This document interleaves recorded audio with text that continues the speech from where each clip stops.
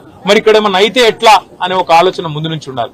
ఇక్కడ fire hydrants పనిచేస్తున్నాయా లేవా, నీళ్ళు ఏడికెళ్ళి తేవాలి, ఇంజన్ అంటే వచ్చింది, నీళ్ళు ఏడికెళ్ళి తెచ్చుకోవాలి, లాస్ట్ మినిట్ లా ఆ సోయి ఉండాలి, అధికారులకు ట్రైనింగ్ ఉండాలి, ఎప్పటికప్పుడు మాక్ డ్రిల్స్ ఉండాలి. అవేవి లేవు, ఇది మంచిది కాదు.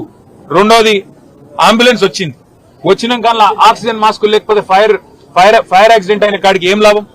వాళ్ళ బాధ అంతా ఏంటంటే 17 మంది చిన్న పిల్లలు 8 మంది పోయినారు. ఇంతకంటే అన్యాయం ఉంటుందా సార్? దయచేసి ఇంతకంటే దుర్దినం మా జీవితంలో లేదని వాళ్ళు చెప్తున్నారు.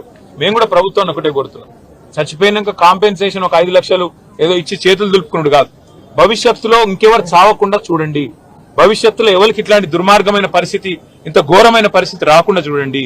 దయచేసి మీరు చేస్తున్నారు కొన్ని పనులు, ఇంకా మంచి పనులు చేయండి. అందాల పోటీలని వాటి మీద పెట్టిన శ్రద్ధ దీని మీద కూడా పెట్టండి, వాటి మీద పెట్టే ఖర్చు ఇక్కడ కూడా పెట్టండి.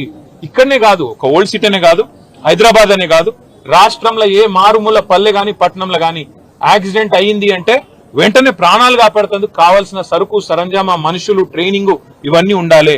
అవన్నీ ఉండకపోతే ఉత్తగానే వచ్చినాం పోయినామంటే కరెక్ట్ కాదు. ముఖ్యమంత్రి గారు కూడా వచ్చేది ఉండే, కనీసం వచ్చి చూస్తే, ఎందుకంటే ఆయననే హోంమంత్రి, ఇంకొకరు ఎవరు లేరు. మరి ఆయన కిందికే ఫైర్ డిపార్ట్మెంట్ వస్తుంది, ఆయన కిందికే హోంశాఖ వస్తుంది. ఆయన వస్తే అధికారులు కూడా అప్రమత్తంగా ఉంటారు, అధికారులు కూడా